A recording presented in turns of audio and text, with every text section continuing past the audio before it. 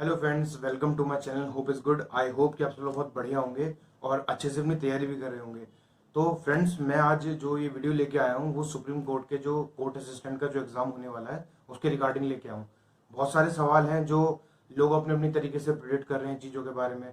तो मैंने क्या किया है कि मैंने एक आरटीआई डाला, उसमें अपने 7-8 सवाल पूछे और उनका जो जवाब आया मैं वो आपको बताने वाला हूँ। क्योंकि इसमें क्या है ना कि जिस भी जो ये पेपर एनटीए करवाता है, ये कोई भी नोटिफिकेशन अपनी क्लियरली नहीं देता।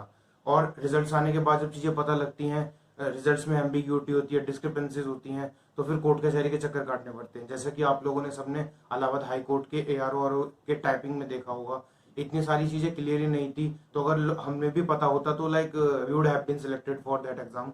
तो पर कोई बात नहीं, आज हम उसकी बात नहीं करेंगे। पर जितनी भी चीज़ें हैं वो हमारी सारी जो है आरटीए के थ्रू इस बार एनटी ने जल्दी रिप्लाई दिया है और वो क्लियर हो गई हैं।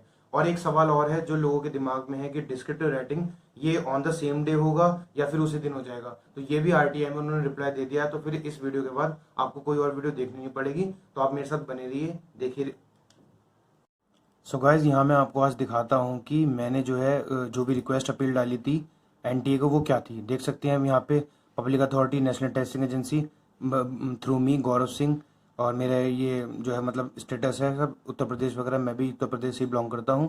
और यहाँ आप देख सकते हैं कि मैंने किस किस तरह के सवाल पूछे थे, और इन सवाल से आप सारी चीज़ें आपकी कवर हो जाएंगी जो भी आपके मन में डाउट था। जो भी मतलब मैं भी टाइपिंग में फेल हुआ हूँ अपने प्रीवियस एग्जाम्स में, तो मेरे दिमाग में भी ये सारे सवाल आते हैं जो आपके दिमाग में आते होंगे। तो मैंने उन्हीं रिगार्डिंग सब चीज़ पूछी है। पहला सवाल मेरा ये था कि please provide the full typing detail instruction for the supreme court junior assistant.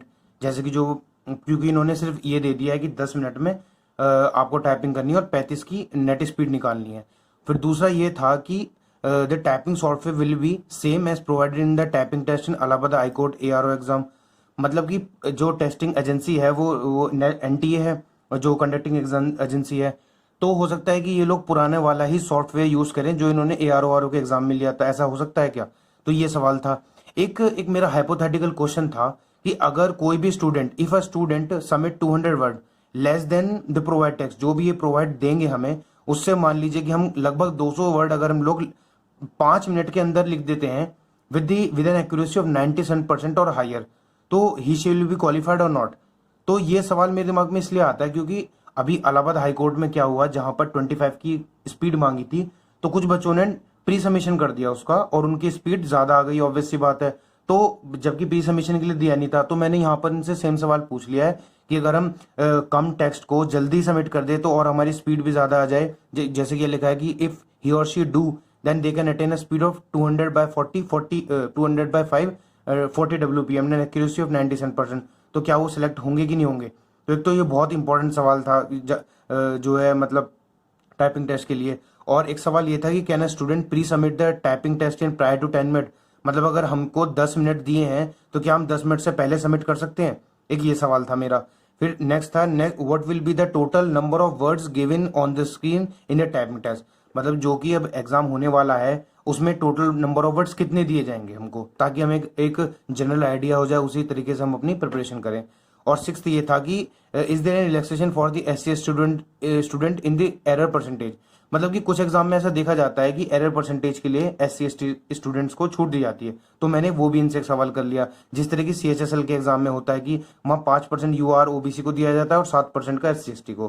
खैर, इससे कोई ज्यादा इनका रिस्पॉन्स आया नहीं इस सवाल पर। अब देखते हैं, is there any provision for pre submission of typing test. मतलब मैंने एक बार और पूछ लिया कि पूरा का पूरा टेक्स्ट हम पहले सबमिट कर सकते हैं, एक ये सवाल था। और 8वां सवाल मेरा सबसे इंपॉर्टेंट है, जो कि बहुत सारी यूट्यूब चैनल ने भी इसको प्रिडिक्ट कर रखा है कि सेम डे होगा, नहीं होगा। तो the descriptive test will be conducted on the same day और after the CBT and typing test. ये इंपॉर्टेंट बहुत सवाल है मेरा कि उसके बाद होगा पहला होगा।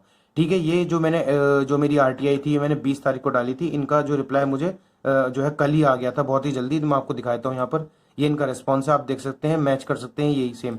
ये आप देख लीजिए कि ये कोई भी एडिटेड जो है मेरी पीडीएफ नहीं है, ये मेरी खुद की लिखी हुई है। मतलब खुद की जो मैंने रिक्वेस्ट डाली थी उसका रिप्लाई आया इन लोगों का। आप देख सकते हैं डेट ऑफ एक्शन 22 तारीख। अब यहाँ पर देखिए पहला सवाल ये था कि पूरी डिटेल मांगी थी, तो उन्होंने कोई कॉपी अटैच करके बता दिया कि जो हमने नोटिफिकेशन दिया आप उसको देख लीजिए। सेकंड क्वेश्चन है कि दिस इन्फॉर्मेशन अवेलेबल, मतलब इन्होंने लिखा है दिस इन्फॉर्मेशन अवेलेबल, अब पता नहीं है कहाँ पर है कि ये कौन सा सॉफ्टवेयर होगा कि नहीं होगा सेकंड क्वेश्चन के अकॉर्डिंग, है ना, क्योंकि मैंने टाइपिंग सॉफ्टवेयर के बारे में यहाँ बात करी है। ठीक है, नेक्स्ट इज कि जो मैंने कंडीशन करी थी कि अगर बच्चा 200 वर्ड लिखकर पहले सबमिट कर दे तो क्या पास होगा क्या नहीं होगा, तो इसमें इन्होंने यहाँ पे लिख दिया है कि ये एक हाइपोथेटिकल क्वेश्चन है जिसका मतलब as this is not defined under the section of 2 of RTI 2005, मतलब आरटीआई का कोई रूल होगा कि आप कोई भी अपनी तरफ से कोई मन चाही सवाल नहीं बना सकते, तो इसलिए इन्होंने ये सब इसका जवाब नहीं दिया है। आपका फोर्थ क्वेश्चन यही हुआ कि हम प्री सबमिट कर सकते हैं, तो यहाँ पे इन्होंने लिख दिया है कि ये क्राइटेरिया एडवर्टाइजमेंट में भी नहीं है और एमओयूबीज में भी नहीं है।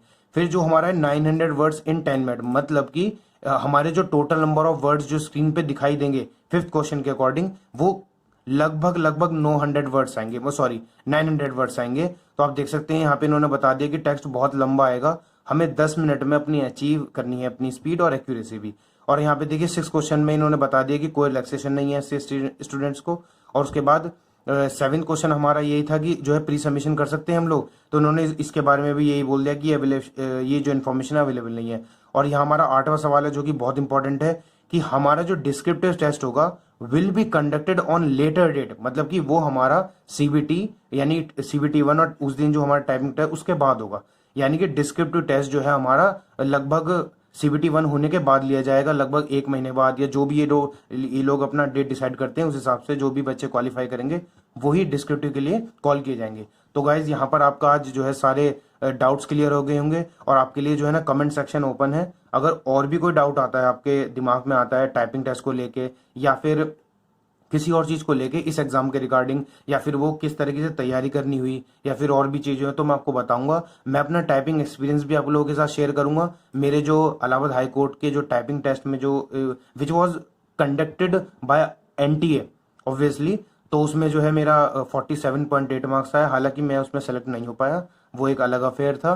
तो और मैं आपको टाइपिंग की थोड़ी स्ट्रैटेजी भी बता दूंगा, मेरे साथ जुड़े रहिए। और मैं डिस्क्रिप्शन में अपना जो है मतलब इस पीडीएफ का लिंक डाल दूंगा, अगर आप वहां से आपको पढ़नी हो तो वहां से आप पढ़ लीजिएगा। और भी इंपॉर्टेंट क्वेश्चंस के लिए या और भी इंपॉर्टेंट चीज़ों के लिए, इन्फॉर्मेटिव वीडियोस के लिए मेरे साथ बने रहिए और मुझे फॉलो करिए यूट्यूब पे। और आप लोग अगर फॉलो करोगे तो फिर मुझे मोटिवेशन आएगा, तो मैं आपकी इस तरीके से इन्फॉर्मेटिव चीज़ लेके आऊँगा। और मैं अपनी इंग्लिश और जीएस वगैरह इन सब की, स्पेशली कंप्यूटर नॉलेज की पीडीएफ वगैरह आप लोगों के साथ शेयर कर सकता हूँ अगर आप मेरे साथ बने रहेंगे। तो thank you guys, thank you, follow me on Instagram और subscribe my channel. Hope is good, thank you guys.